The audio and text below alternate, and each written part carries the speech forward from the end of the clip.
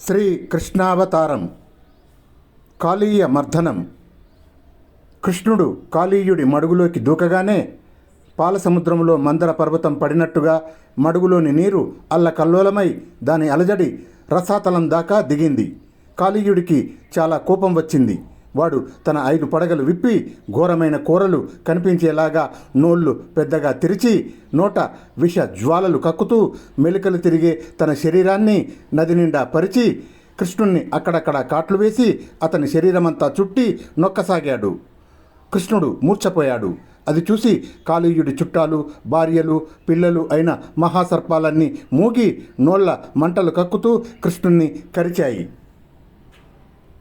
ఇదంతా చూస్తున్న గోపకుమారులు బెదిరిపోయి దక్షిణంగా క్రోసెడు దూరంలో ఉన్న వ్రేపల్లెకు పరిగెత్తి అక్కడి వాళ్లతో, నందగోపుడి కొడుకు కృష్ణుడు ఆడుతూ ఉన్నవాడు కాస్త ఎవరితోనూ చెప్పకుండా నదిలో పెద్ద పాములుండే మడుగులోకి దూకేశాడు. అన్నిటికన్నా పెద్ద పాము పైనుంచి కిందికి కాలు చెయ్యి ఆడకుండా అతన్ని చుట్టేసింది. పాములన్నీ అతన్ని కరిచేస్తున్నాయి. పాపం వాళ్ళ నాన్న ఎక్కడున్నాడో చెప్పండి, అందరూ వచ్చి ఆ కృష్ణుణ్ణి విడిపించే ఉపాయం చూడండి అన్నారు. ఈ వార్త విన్న వాళ్లకు పిడుగు పడ్డట్టయింది. నందుడికి ఆశ్చర్యము, దుఃఖము ముంచుకొచ్చాయి. ఎక్కడ అంటూ ఆయన ఆ వార్త చెప్పిన వాళ్ళ వెంబడి బయలుదేరాడు. బలవంతులైన గోపకులు అందరూ చేతుల్లో ఆయుధాలు పట్టుకొని ఆయన కన్నా ముందే పరిగెత్తసాగారు. యశోదకు మూర్ఛ వచ్చినంత పని అయింది. ఆమె పెద్ద పెట్టున ఏడుస్తూ విడిపోయిన జుట్టుముడితో మిగతా గోపస్త్రీలు తనను పట్టుకుని నడిపిస్తుంటే మడుగు దగ్గరికి బయలుదేరింది. మొత్తానికి వ్రేపల్లె అంతా కదిలింది. ఏం ప్రారంధం వచ్చి పడిందర్రా అన్నారు కొందరు. కృష్ణుడెప్పుడు ఏదో ఒకటి తెచ్చిపెట్టుకుంటాడు, చిన్నవాడి పనులు చెయ్యడు అన్నారు మరికొందరు. ఇంతకంటే పెద్ద గండాలే గడిచాయి. కాళీయుడికి మూడిందనుకోవలసిందే, కృష్ణుడికి ఎలాంటి భంగపాటు రాదు, చూస్తూ ఉండండి అన్నారు ఇంకా కొందరు. అందరూ కాలింది తీరాన నిలిచి కృష్ణుణ్ణి చూసి నీరు కారిపోయారు. అతను పాము చుట్టల్లో చిక్కుకొని చాలా దీనస్థితిలో ఉన్నాడు. ఎవరు గాని చేయగలిగినది ఏమీ కనిపించటం లేదు.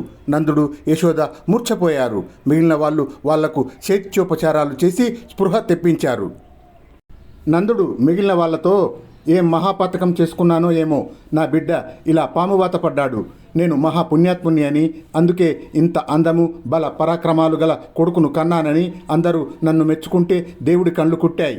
పూతన మొదలైన వాళ్ళందరినీ చంపినవాడు ఈ పామువాత పడి ఎలాగైనా బయటపడకపోతాడా అన్న ఆశ కూడా ఒక చెంప కలుగుతూనే ఉన్నది.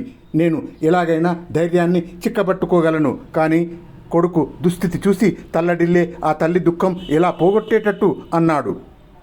అప్పుడు యశోద కృష్ణుడితో, నాయనా, నువ్వు వెన్న తిన్నందుకు గోపికలు పితూరు చేస్తే వాళ్ళను సముదాయించడానికి నిన్ను రోటికి కట్టాను. అందుకుగాను ఇవాళ నన్నే విధంగా బాధిస్తున్నావా? ఎంతో బలంగల వాడివి, నిన్నీ పాము ఏమి చేయగలదురా? బాబూ, నేనంటే నీకిష్టం కాదు? ఒక్కసారి నా కేసి చూసి నవ్వవు, కళ్ళు తెరిచి చూడవు? అడవిలో గోవులు దిక్కులేక ఎలా చెల్లా చెదరయ్యాయో చూడు, వెంటనే వచ్చేయి నాయనా. విషవృక్షాలు గల అరణ్యాన్ని ధ్వంసం చేసిన నీకు ఈ పాముక లెక్క అంటూ ఏడ్చింది. అందరికీ దుఃఖం ముంచుకొచ్చింది. యశోదకు పుత్ర నష్టం కలిగినట్టే భావించి తలా ఒక మాట అన్నారు. కొందరు గోపకులు, మనమంతా మడుగులోకి దూకి ఆ పాముతో యుద్ధం చేద్దాం, కృష్ణుడిని విడిపిద్దాం, లేకపోతే ఆ కాళీయుడి విషాగ్నిలో చచ్చిపోదాం, కృష్ణుడు లేకుండా వ్రేపల్లెకు ఎలా తిరిగిపోతాం అన్నారు. బలరాముడు అంతా చూస్తున్నాడు, అందరి మాటలు వింటున్నాడు. అతను కృష్ణుడితో చివరికి ఇలా అన్నాడు, కృష్ణ, మానవ స్వభావాన్ని చాటు చేసుకొని లోకహితం మాట మరిచిపోయి ఈ వెధవ పాముకు చిక్కి అసహాయుడివైపోయావేమిటి? నీ వాళ్ళందరూ ఎంత దైన్యంలో ఉన్నారో గమనించావా? ఆ విషపు పురుగును శిక్షించి అందరినీ సంతోషపెట్టు అన్నాడు. ఈ మాట వింటూనే స్పృహ తెచ్చుకొని కృష్ణుడు కాళీయుడి చుట్టలను ఒక తోపు తోసి గాలిలోకి ఎగిరి బరువుగా పడగల మీదికి దూకాడు. అతను కాళీయుడి తోక చేతిలోకి తీసుకొని వాడి శిరస్సులను కాళ్లతో మర్దన చేయసాగాడు. యమునా నది అలలు తాళం వేస్తుండగా తీరాన ఉన్న గోపకుల హర్షధ్వానాలు సంగీతంగా చేసుకొని కాళీయుడి తలలపై కృష్ణుడు చేసే మహాదారుణమైన ఆ నాట్యాన్ని ఆకాశం నుంచి దేవతలు చూశారు. కాళీయుడి తలలు చితికాయి, వాడి ముక్కుల రక్తధారలు కారాయి, వాడి కూరలు విరిగి నోట మంటలతో కూడిన విషం వెలువడింది. వాడు వడలిపోయిన తామరకాడలాగా అయిపోయి చచ్చే స్థితికి వచ్చాడు. ఆ స్థితిలో వాడు హీన స్వరంతో, దేవా, నీవు సర్వేశ్వరుడవని తెలియక తుచ్చమైన కోపంతో నీ పవిత్రమైన దేహాన్ని ఇలా చేశాను. నా మదానికి తగినట్టు శిక్షించావు. ఇక నన్ను కరుణించి క్షమించు. నా విషమంతా దిగిపోయింది, బుద్ధి వచ్చింది. నీకు దాసుడుగా ఉండి ఏం చేయమంటే అది చేస్తాను. నీ పాదాలు తాకి నేను పవిత్రుణ్ణి కావటం చేత నీ ఆగ్రహమే నాకు అనుగ్రహం అయ్యింది అన్నాడు వినయంగా. కృష్ణుడికి కాళీయుడిపైన జాలి కలిగి, ఇక నుంచి నువ్వు ఈ యమునా నదిలో ఉండటానికి వీలు లేదు. నీ వారందరినీ వెంటబెట్టుకొని సముద్రంలోకి వెళ్ళిపో. నీ విషంతో పాడైపోయిన నీరంతా పోయి నది ఇక పరిశుద్ధంగా ఉంటుంది, జనానికి ఉపయోగపడుతుంది. నీ తలల మీద నా కాలి గుర్తులు చూసి గరుత్మంతుడు నీ జోలికి రాడు. ఇది నేను నీకిచ్చే వరం అన్నాడు కృష్ణుడు. కాళీయుడు తన పరివారంతో సహా అప్పుడే సముద్రం కేసి ప్రయాణమయ్యాడు. కృష్ణుడు నదిలో నుంచి ఒడ్డుకు వచ్చాడు. తల్లి తండ్రి అతన్ని కౌగిలించుకొని దీవించారు. అతను వాళ్లకు నమస్కరించాడు. మిగిలిన గోపకులంతా అతని చుట్టూ మూగి తెగ పొగుడుతూ అద్భుత ఆశ్చర్యాలు ప్రకటించారు. గోపకులలో ముఖ్యులైన వారందరికీ కాళీయుణ్ణి మర్దించిన కృష్ణుడు ఒక దేవుడిలాగే కనపడ్డాడు. ఇంత బలము, ధైర్యము, సాహసము ఎక్కడా ఎవరికీ ఉండవు. నీ మహిమ జగత్తంతా కొనియాడదగినది. మా మందలకు మాకు నీవే రక్షకుడవు. నీ దయవల్ల ఇక గోవులు ఎక్కడ పడితే అక్కడ యథేచ్ఛగా సంచరించగలవు. ఈ నదిలో దిగే మునులకు ఎలాంటి అపాయము వాటిల్లదు. నీ సంగతి ఇంతకాలము మేము గ్రహించలేకపోయామంటూ వారు అతనికి ప్రదక్షిణలు చేశారు. కృష్ణుడు అందరినీ తగిన విధంగా పరామర్శించి వారందరితోనూ వ్రేపల్లెకు తిరిగి వచ్చి ఎప్పటిలాగే సుఖంగా జీవితం గడపసాగాడు. కొంతకాలం గడిచింది. పశువులకు మేత లేకుండా పోయింది. కృష్ణుడు మిగిలిన గోపకులతో కర్తవ్యం ఆలోచించాడు. అప్పుడు వారిలో పెద్దవాళ్ళు ఒక విషయం కృష్ణుడికి చెప్పారు. గోవర్ధన పర్వతానికి ఉత్తరంగా కాళింది నదికి దగ్గరలోనే అతి విశాలమైన తాటితోపు ఉన్నది. అందులో పచ్చిగడ్డి పుష్కలంగా ఉన్నది. అయితే అందులో దేనికుడనే రాక్షసుడు గాడిద రూపంలో ఉండటం చేత అందులోకి ఏ ప్రాణి ప్రవేశించడం లేదు. ఈ విషయం చెవుల పడేసరికి బలరామకృష్ణులకు ఉత్సాహం కలిగింది. వాళ్ళు ధైర్యం గల గోపకులతో పశువులకు మేత ఉండాలి కానీ రాక్షసులకు భయపడతామా, పదండి అన్నారు. వాళ్ళంతా గోవులను తోలుకొని తాటితోపుకు బయలుదేరి వెళ్ళారు. తాటితోపులో ఎటు చూసినా నవరవలాడుతూ బోలెడంత పచ్చిక. పశువులు ఆత్రంగా దాన్ని మేయటం ఆరంభించాయి. కృష్ణుడు మొదలైన గోపకులు పరమానందంతో ఆ గడ్డిలో విహరించారు. కృష్ణుడు ఆ తోపు అందం చూసి ఆనందించాడు. తాటి చెట్లు పాతాళంలో నుంచి పైకి వచ్చినట్లు, నల్లటి శరీరాలతోనూ పడగల లాంటి తలలతోనూ ఆడుతున్న పాముల్లాగా ఉన్నట్లు ఉన్నాయి. వాటి మీద ఉన్న తాటి పండ్లు ఎరుపు, నలుపు కలిసిన రంగు కలిగి ఉండి మంచి వాసన కొడుతున్నాయి. కృష్ణుడు బలరాముడితో, అన్నా, నువ్వు చెట్లెక్కి పండ్లు పడాయి, నాకు ఆ పండ్లు తినాలని ఉన్నది, ఆవులకు కూడా పెడదాం అన్నాడు. ఎక్కటం చాలా ఆలస్యమవుతుందిలే, నేను చెట్ల మొదళ్ళు పట్టుకొని ఊపుతాను, రాలిన పళ్ళను అందరూ ఏరుకోండి అని బలరాముడు గోపకులందరితోనూ చెప్పి ఒక్కొక్క చెట్టునే మొదలు పట్టుకొని అవలీలగా ఊపసాగాడు. తపతప మూత చేస్తూ తాటి పండ్లు రాలాయి. తాటి పండ్లు రాలుతున్న ధ్వని దేనికాసురుడి చెవిన పడింది. గాడిద ఆకారంలో ఉండే ఆ భయంకర రాక్షసుడు తనలాంటి ఆకారాలలోనే ఉన్న 1000 మంది అనుచరులు తన వెంటరాగా బలరామకృష్ణులున్న చోటికి వచ్చాడు. వాణ్ణి చూసి గోపకులంతా హడలిపోయారు.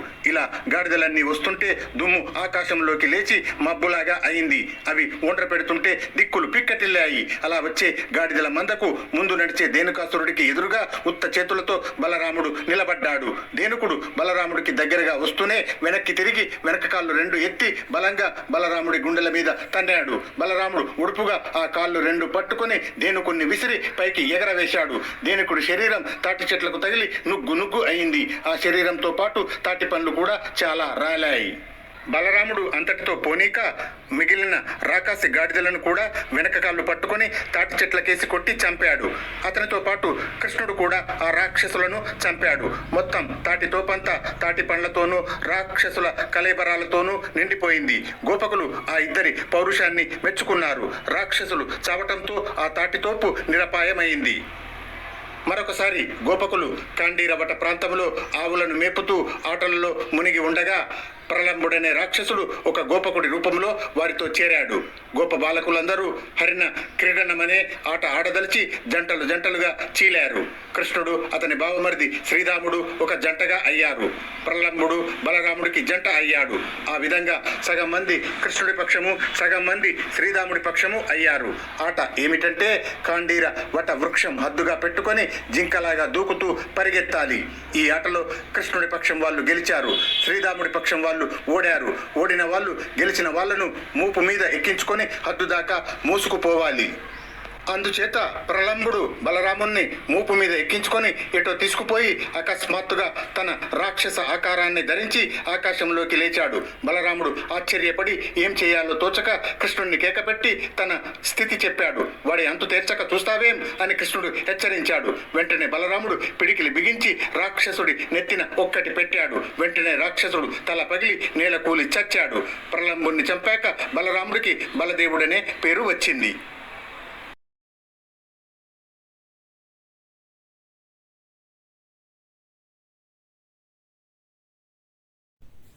శ్రీ కృష్ణావతారం. గోవర్ధనోద్ధారణ. ఆ ఏడు చక్కని వర్షాలు కురిశాయి. పశువులు వాటి దూడలు చక్కగా నవనవలాడుతూ తయారయ్యాయి. పంటలు బాగా పండాయి. గడ్డి లతలు చెట్లు సమృద్ధిగా పెరిగాయి. పాడి పంట ఎన్నడూ లేనంత బాగా గోకులానికి లభించాయి. వానలు వెనకపట్టి శరత్కాలం వచ్చింది. నందగోపుడు మొదలైన పెద్దలు తమలో తాము మాట్లాడుకొని ఇంద్రోత్సవం చేద్దామని నిశ్చయించుకున్నారు. అనుకోవటమేమిటి, మరుక్షణమే అందుకు ప్రయత్నాలు కూడా ప్రారంభమయ్యాయి. అందరూ హడావుడిగా తిరగసాగారు. కృష్ణుడు ఈ హడావుడి చూసి నవ్వుతూ గోపకులతో, మీరంతా ఎందుకింత సంభ్రమంలో ఉన్నారు? ఏం పండుగ ఇది?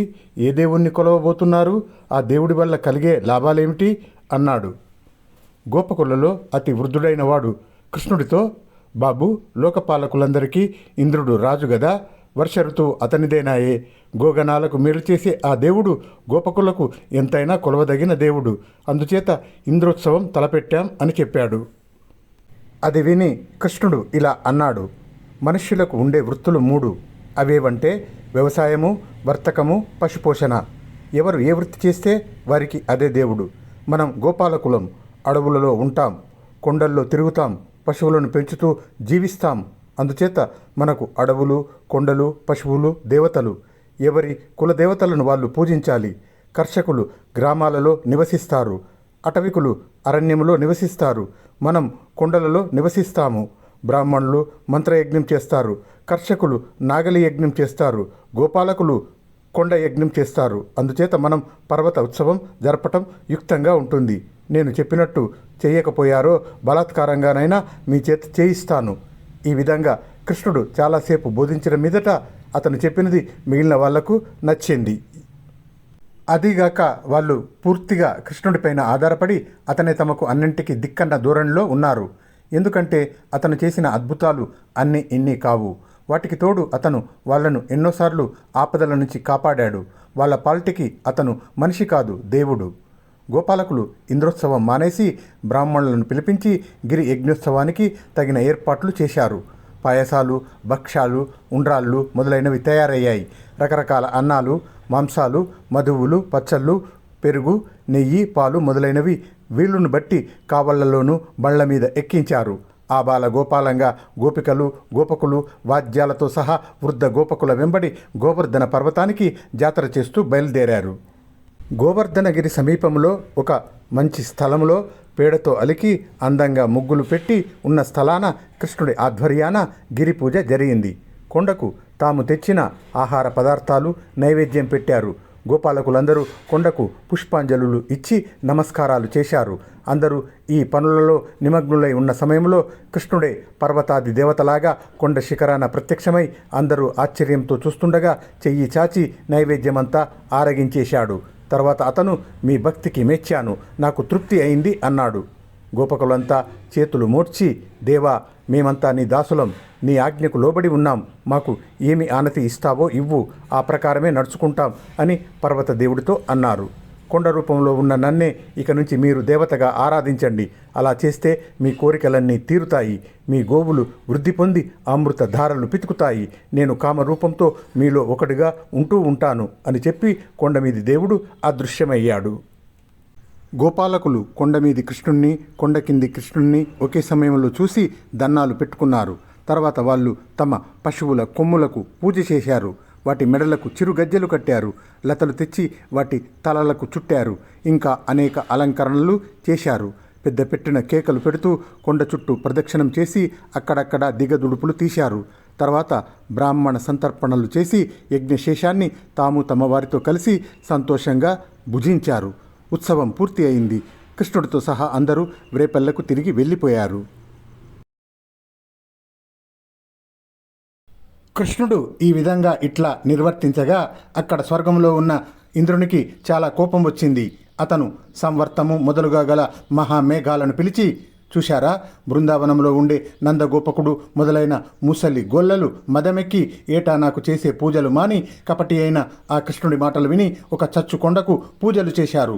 అంతటితో అయిందనుకున్నారు కాబోలు. మీరు 7 రోజుల పాటు ఎడా తెరిపి లేకుండా బ్రహ్మాండమైన వాన కురిపి వాళ్లకు బతుకు తెరువుగా ఉండే గోవులకు హాని కలిగించండి. ఆ విధంగా ఆ గోపకులకు హాని కలిగించి వచ్చారంటే నేను చాలా సంతోషిస్తాను. నేను కూడా మీ వెనకే వచ్చి మీ ప్రతాపం ఏపాటిదో ఆకాశం నుంచి చూస్తాను అన్నాడు. గోకులంలో వాళ్లకు ఈశాన్య దిక్కున మెరుపులు కనిపించాయి. గాలి తీవ్రంగా వీచింది. ఎండ దుస్సహమై దుర్భరమైన ఉక్క పుట్టుకొచ్చింది. చంటి పిల్లలు అలమటించసాగారు. పెద్దవాళ్లకు కాళ్ళు బొబ్బలెక్కాయి. చెట్టు చేమలకు చీడ పట్టుకొచ్చింది. వాన వచ్చే లక్షణాలు బాగా కనిపించాయి. తూర్పున మేఘం పట్టి ఉరుముతున్నది. ఈ అకాల వర్షం ఏమిటబ్బా అనుకున్నారు గోప పెద్దలు. చూస్తుండగానే కాలమేఘాలు ఆకాశమంతటా సంచారం సాగించి సూర్యున్ని చాటు చేశాయి. ఆకాశం సొంతం మూసుకుపోయింది.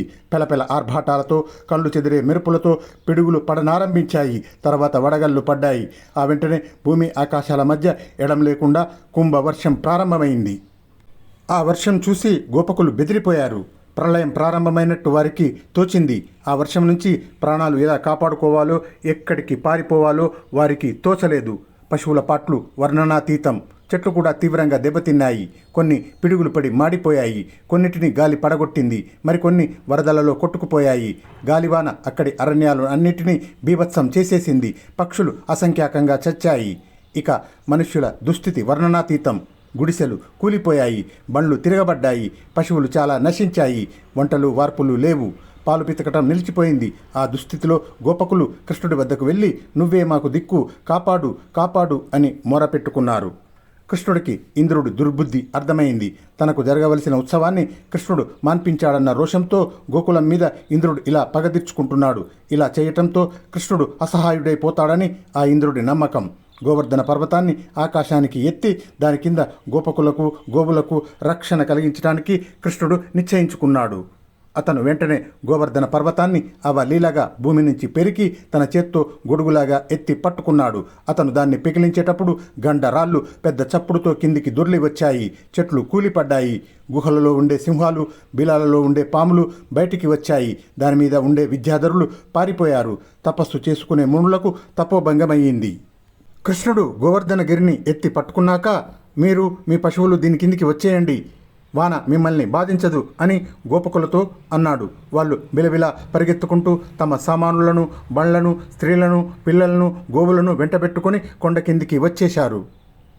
7 రోజులు కుంభవర్షం కురిసిన తర్వాత ఇంద్రుడు మేఘాలను ఉపసంహరించి వెళ్ళిపోయాడు. ఆకాశం నిర్మలమైంది. గోపకులమంతా కొండ కింది నుంచి యువతలికి వచ్చేసింది. కృష్ణుడు ఆ పర్వతాన్ని యథాస్థానంలో ఉంచేశాడు. తర్వాత అతను కొండ మీద ఎక్కి కూర్చొని చుట్టూ మేతలు మేస్తూ సంచరించే గోవులను చూడసాగాడు.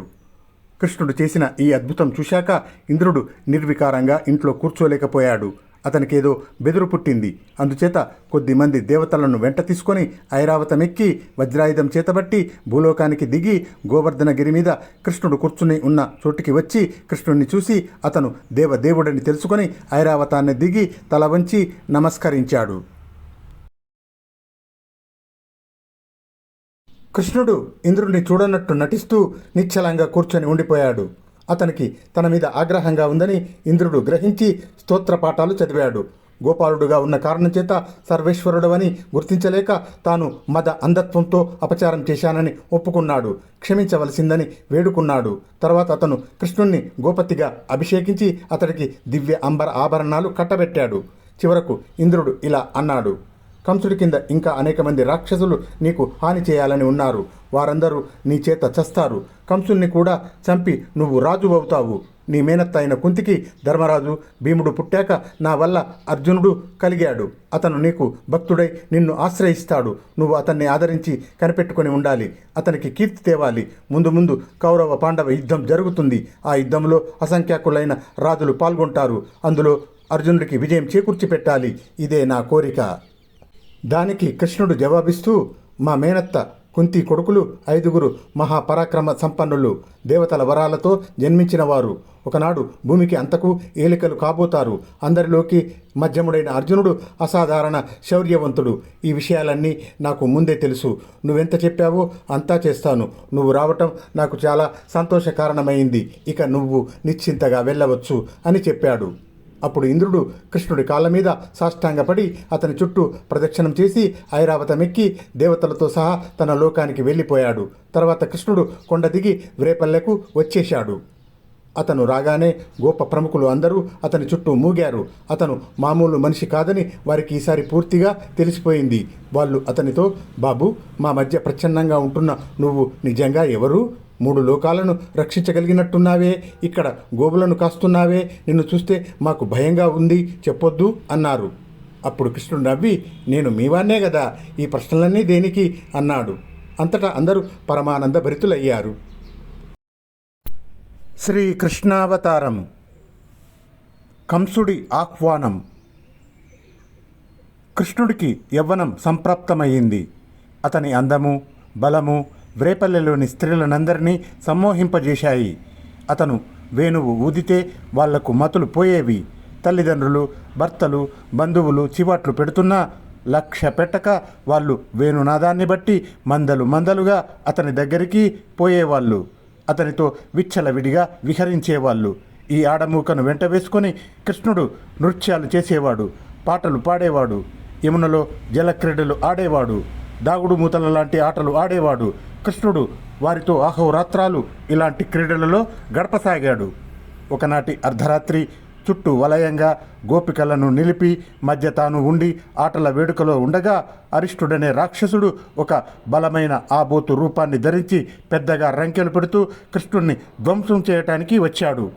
ఆ ఆబోతు ఆకారము, అది పెట్టే భయంకరమైన రంకెలు చూసి గోపికలు భయపడి కళ్ళు మూసుకొని కృష్ణుడి చాటుకు వెళ్ళారు.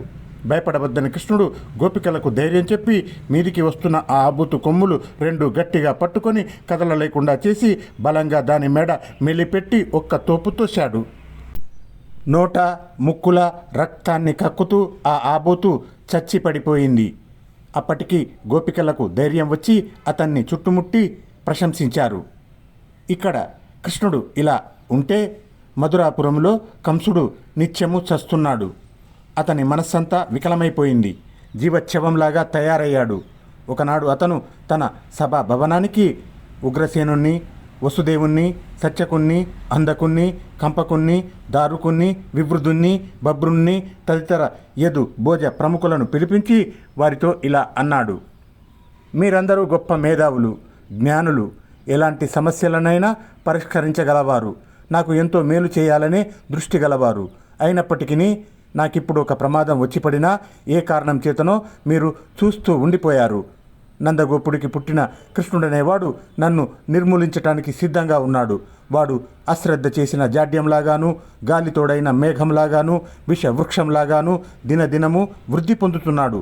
వాడు ఎలాంటి అంశతో పుట్టినది ఎంత ఆలోచించినా అంతుపట్టకుండా ఉన్నది. ఏ దేవత అంశనో పుట్టాడేమో అనిపిస్తున్నది. ఎందుకంటే వాడి చరిత్ర అంతా అమానుషంగానే ఉన్నది. చెబుతాను వినండి. వాడు సరిగ్గా కళ్ళు తెరవని దశలోనే పూతనను చంపాడు. బోర్లా పడటం కూడా రాని రోజుల్లోనే బండిని ఒక్క తన్నుతో తుత్తునియలు చేశాడు. తప్పటడుగులు వేసే ఈడున జంట మద్ది చెట్లకు రోలు తగిలించి లాగి కూల్చేశాడు. ఒకటేమిటి, ఆ రోజు గడుస్తున్న కొద్దీ కాళీయుణ్ణి మర్దించాడు, ప్రలంబుణ్ణి ధేనుకుణ్ణి చంపించాడు, అరిష్టుణ్ణి చంపాడు. బాల్యం మాట దేవుడెరుగు. వయసు వచ్చిన వాళ్ళు మాత్రం ఇలాంటి పనులు చేయగలిగారా? 7 రోజులు ఎడా తెరిపి లేకుండా కుంభవర్షం కురిస్తే కొండను అవలీలగా గొడుగల్లే ఎత్తేసి పట్టుకున్నాడు. ఈ అమానుష కార్యం ఒక్కటే చాలు, మిగతావి చెప్పుకోనవసరం లేదు. ఇదంతా చెప్పి కంసుడు వారితో మళ్ళీ ఇలా అన్నాడు. ఇక మిగిలి ఉన్న రాక్షసుడు కేశి ఒక్కడే. కేశి కూడా కృష్ణుడి చేత చచ్చాడంటే ఆ తర్వాత వచ్చేది నా వంతే. చంపమరిగినవాడు నన్ను మాత్రం విడిచిపెడతాడా? ఒట్టిది. కృష్ణుడే అనుకుంటే వాడంతా వాడి అన్న బలరాముడు ఒకడు కూడా ఉన్నాడు. అసలు జరిగినదేమిటో నారదుడు నాకు చెప్పనే చెప్పాడు. దేవకి దేవి అర్ధరాత్రి వేళ కొడుకును కంటే ఈ వసుదేవుడు వాణ్ణి తీసుకుపోయి నందగోపుడి భార్య పక్కలో పెట్టి ఆమె కన్న ఆడపిల్లను తెచ్చి తన భార్య పక్కలో పెట్టాడు. అది కూడా నాకు అందకుండా ఆకాశానికి ఎగిరి వింధ్యవాసిని దేవత అయి కూర్చున్నది. ఇంతకాలంగా అయిన వాడల్లే నటిస్తూ వసుదేవుడు నాకింత ద్రోహం చేశాడు. నేను ఎంత మర్యాద చేశానో నాకు అంత గొప్ప ద్రోహం చేశాడు. తర్వాత కంసుడు వసుదేవుడికేసి తిరిగి, నీ ఆలోచన నాకు తెలుసు. నీ కొడుకు చేత నన్ను చంపించి వాణ్ణి మధురకు రాజును చేసి ఏలిద్దామనుకుంటున్నావు. కానీ నీకొకటి తెలియదు. ఇంద్రుడే వచ్చినా నన్నేమీ చేయలేడు. అక్కడే భ్రమపడ్డావు. చక్రవర్తి వంశంలో జన్మించావు. చిన్నతనం నుంచి మా తండ్రి వద్దనే పెరిగావు. మా చెల్లెల్ని పెళ్లాడి యాదవులందరికీ గురుస్థానమైనావు. ఇలాంటి నీచమైన పని చేస్తావా? నీ పాతకం నీకే ఉండని. నేను నిన్ను చంపను. బంధుమిత్ర బ్రాహ్మణ హత్యలు చేసిన వాణ్ణి కాను, చెయ్యను కూడా. నిన్ను వెళ్ళగొట్టవచ్చు, కానీ అది కూడా చెయ్యను. నీ అంతట నువ్వు ఉంటే ఉండు, పోతే పో అన్నాడు కంసుడు. తర్వాత కంసుడు భోజవంశం వాడైన అక్రూరుడికేసి తిరిగి, నేను ఈ ఏడు నా ధనుస్సుకు గొప్ప ఉత్సవాన్ని చేయబోతున్నాను. దానికి ఎక్కడెక్కడి రాజులో వస్తారు. చాలా రోజుల పాటు విందు చేయవలసి ఉంటుంది. గోకులం నుంచి పుష్కలంగా పెరుగు, పాలు, నెయ్యి, అడవి తేనె కావలసి వస్తుంది. అందుచేత నువ్వు గోకులానికి వెళ్ళి ఇవన్నీ వచ్చేటట్టు ఆజ్ఞ ఇవ్వు. తిరిగి వచ్చేటప్పుడు నందగోపుణ్ణి అతని కుటుంబాన్ని వెంటబెట్టుకురా. నా మేనల్లుళ్ళైన బలరామకృష్ణులను చూడాలని నాకు మహా వేడుకగా ఉంది. వాళ్ళు మహాబలులట. నేను వారిని చూడాలని ఉవ్విల్లూరుతున్నానని నమ్మకం కలిగేలాగా చెప్పి వాళ్లను వెంటబెట్టుకురా. నా దగ్గర 2 మేటి మల్లులు ఉన్నారు. వాళ్లకు పోటీ పెట్టి వాళ్ళ బల పరాక్రమాలు ఎలాంటివో చూస్తాను. వాళ్ళిద్దరిని తెచ్చావంటే నాకు మహోపకారం చేసిన వాడవు అవుతావు. వసుదేవుడేమన్నా చెవిలో ఊదుతాడేమో. అవేవి వినిపించుకోక నువ్వు వెంటనే బయలుదేరు అన్నాడు. కంసుడి పరివారంలో కృష్ణుణ్ణి భగవంతుడి అవతారంగా భావించేవారు చాలామందే ఉన్నారు. వారిలో అక్రూరుడు ఒకడు. కృష్ణుణ్ణి కళ్ళారా చూసి తరించే అవకాశం దొరికినందుకు లోపల పొంగిపోతూ అక్రూరుడు కంసుడి వద్ద సెలవు పుచ్చుకొని అప్పటికప్పుడే రథం ఎక్కి వ్రేపల్లెకు బయలుదేరాడు. మొత్తం మీద కంసుడు వసుదేవుని గురించి అంతమంది మధ్య అలా మాట్లాడటం పెద్దలకందరికీ కర్ణకఠోరం అనిపించింది. వారిలో వృద్ధుడైన అంధకుడనే యాదవుడు నిర్భయంగా ముందుకు వచ్చి కంసుడితో ఇలా అన్నాడు. నువ్వన్న మాటలు రాజోచితమైనవి కావు. ముందు వెనక ఆలోచించకుండా పెద్దవారిని పట్టుకొని ఎంతెంత మాటలన్నావు. ఇలాంటి ప్రవర్తనతో నీ తల్లిదండ్రికి వంశానికి తీరని కళంకం తెచ్చావు. వసుదేవుడు తన కొడుకును దాచాడని తప్పు పట్టుతున్నావా? తల్లి తండ్రి తమ సంతానాన్ని కాపాడుకోవటానికి అడ్డమైన అగచాట్లు పడరా? నీ తల్లి తండ్రి నీ కోసం ఏ పాటలు పడకుండానే నువ్వింతవాడివయ్యావా? నీ ధోరణి మాకు ఏమీ బాగాలేదు. నీతో తెగతెంపులు చేసుకొని వెళ్ళిపోలేకపోవటం మాదే బుద్ధి తక్కువ. మాకన్నా ఆ అక్రూరుడు చాలా అదృష్టవంతుడు. కృష్ణుణ్ణి చూసి వచ్చిన అక్రూరుణ్ణి చూసి మేము కూడా పవిత్రులం అవుతాము. కృష్ణుడు ఇక్కడికి వచ్చాడంటే నీకు చావు తప్పదు. నీకెవరూ అడ్డుపడలేరు. అందుచేత నువ్వే ముందు గోకులంలో ఉన్న కృష్ణుడి వద్దకు వెళ్ళి అతన్ని మంచి చేసుకొని బాగుపడు. అందకుడు ఇలా అనేసరికి పట్టరాని కోపం వచ్చి కంసుడు చివాలున లేచి వెళ్ళిపోయాడు. మిగిలిన వారు కూడా తమ తమ ఇండ్లకు వెళ్ళారు. అక్రూరుడు ఇంకా గోకులం వెళ్ళక పూర్వమే కంసుడు కేశి అనే రాక్షసుని బృందావనానికి పంపాడు. గుర్రం రూపుగల ఆ రాక్షసుడు బృందావనాన్ని చేరి అక్కడి అరణ్యంలో మేతలు మేసే పశువులను, గోవులను కాసేవారిని నాశనం చేయసాగాడు. ఆ గుర్రాన్ని భయంకరమైన దాని అవతారాన్ని చూసి గోకులానికంతకు దడ పుట్టుకొచ్చింది. ఆ గుర్రం పశువుల కండలను చీల్చి తినేది, వాటి రక్తం తాగేది. అది అరణ్యంలో ఎక్కడ ఒక మృగాన్ని లేకుండా చేసి గోపకుల నివాసాలకేసి వచ్చింది. దాన్ని అంత దూరంలోనే చూసి గోకులంలో వాళ్ళు కృష్ణుణ్ణి శరణుజొచ్చారు. కృష్ణుడు వాళ్లను భయపడవద్దని చెప్పి చప్పట్లు చరుస్తూ గట్టిగా కేకలు పెట్టి కేశిని కవ్వించాడు. ఇలా కవ్వించటం చూసి గుర్రానికి చాలా పౌరుషం వచ్చింది. కృష్ణుడి చేతిలో ఎలాంటి ఆయుధము లేకపోయేసరికి దాని పౌరుషం రెట్టింపయింది. అది పెద్దగా నోరు తెరిచి దంతాలను భయంకరంగా బయటపెట్టి పెద్ద పెట్టున సకిలిస్తూ కృష్ణుడిపైకి వచ్చింది. అది వెనక కాళ్ళపై నిలబడి ముందు కాళ్ళు ఎత్తి తనపైన దూకపోతే కృష్ణుడు ఉడుపుగా పక్కకు తప్పుకొని చప్పున తన చెయ్యి దాని నోట దూర్చి దాని నాలుక మొదలంటా పట్టుకున్నాడు. వెంటనే గుర్రం ఆట కట్టింది. అది కృష్ణుడి పట్టు తప్పించుకోలేక, అతన్ని కరవలేక, ఇంకేమీ చెయ్యలేక కాళ్ళు నేలకేసి తాటిస్తూ గుడ్లు వెళ్ళబెట్టి అతి హీన స్థితిలో పడిపోయింది. కృష్ణుడు దాని నాలుక పెరికి, కంఠము చీల్చి, పండ్లు రాల్చి, దాని డొక్కలో చెయ్యి దూర్చి కెలికి మహాదారుణంగా చంపేశాడు. దాంతో గోకులంలో వాళ్ళంతా పెద్ద నెట్టూర్పులు విడిచారు. అందరూ చుట్టూరా చేరి కృష్ణుణ్ణి ఎంతగానో అభినందించారు. గోపికలు పూలదండలు తెచ్చి కృష్ణుడి మెడ నిండా వేశారు.